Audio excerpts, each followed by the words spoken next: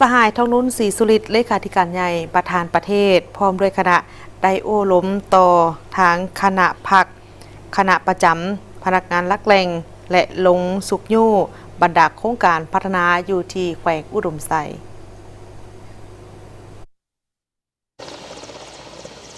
สหายทองนุ่นศรีสุริตเลขาธิการใหญ่ประธานประเทศพร้อมด้วยคณะพบปะโอ้ล้มต่อคณะพักคณะประจำการนำลักแรงมีสหายบุญพงษ์ลานเจียมพรเลขาพักแขวงเจ้าแขวงอุดมไซพร้อมด้วยคณะให้การต้อนรับโอกาสดังกล่าวสหายเลขาพักแขวงเจ้าแขวงอุดมไซก็ได้รายงานสภาพการพัฒนาของแขวงโดยภายหลังที่ได้รับฟังการรายงานแล้วสหายทองรุ่นศรีสุริตเลขาธิการใหญ่ประธานประเทศก็ได้โอล้มและได้ลงเลิกบางปัญหาเพื่อเป็นทิศให้แก่คณะพักสุมไซเป็นต้นต่อคณะประจำให้มีจิตใจบุกบืนหักแพงสามัคคีช่วยเหลือซึ่งกันและกันคำนึงถึงผลประโยชน์รวมของแขวงและของประเทศรักษาความสามัคคีให้มีความแน่นแฟ้นตามหลักการของพรรคต้องมีลักษณะต่อสู้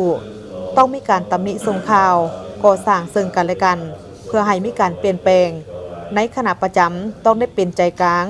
ในความเป็นแบบอย่างให้พนักงานสมาชิกพรรคและประชาชนต้องมีการเรียนรู้เยียงหูฟังคำคิดคำเห็นของพนักงานและประชาชนเพื่อนำมาปรับปรุงแบบแผนวิธีนำพาให้ดีขึ้น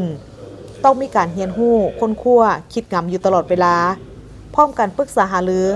และวางออกเป็นแนวทางนโยบายแล้วแบ่งเวียกกันลงซี่นำจัดตั้งปฏิบัติให้เอาใจใส่ในการลงก่อสร้างภาคฐานโดยเฉพาะแมนซี่น้ำบรรดาเมืองกาเกียมดำเนินกองประชุมใหญ่ระยะกลางสมัยการประสานงานกับศูนย์กลางต้องให้ไวโรงเรียนเวลาแขวงประสานมาบรรดากระทรวงก่อคนคนขั้วและตอบไวพร้อมทั้งต้องได้มีการติดตามและสุกยู่ในโอกาสดังกล่าวสหายทองรุ่นศรีสุริตพร้อมด้วยคณะก็ได้เยี่ยมยามโครงการพัฒนา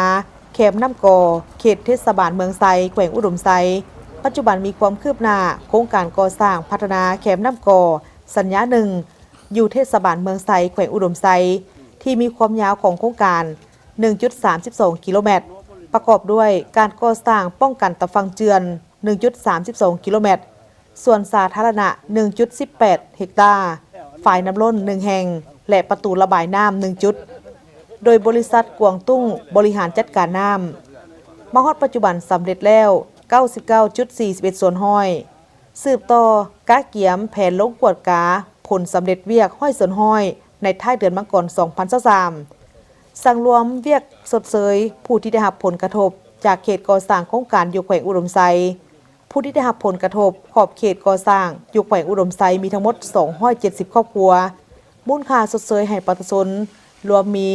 ประเภทที่ดินสิ่งปลูกสร้างถาวรสิ่งปลูกสร้างสัวขาวประเภทผลปลูก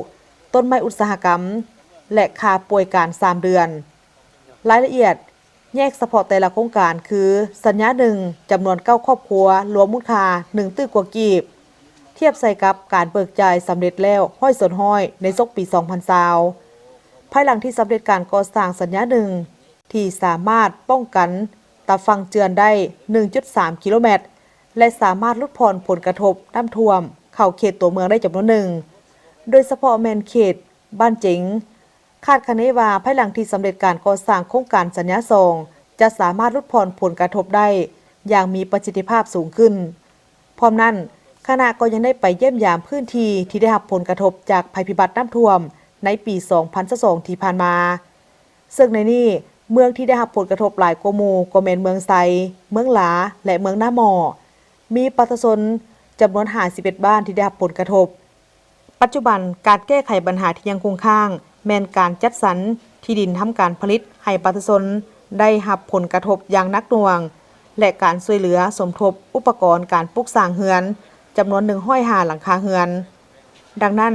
ทางแขวงก็คือทางคณะกรรมการคุ้มครองภัยพิบัติขันแขวงก็ได้เห็นดีรับฮ้องเอาบรรดาโครงการจำนวน25โครงการบุริมสิทธิ์ที่เสนอหารัฐบาลเพื่อนำมาฟื้นฟู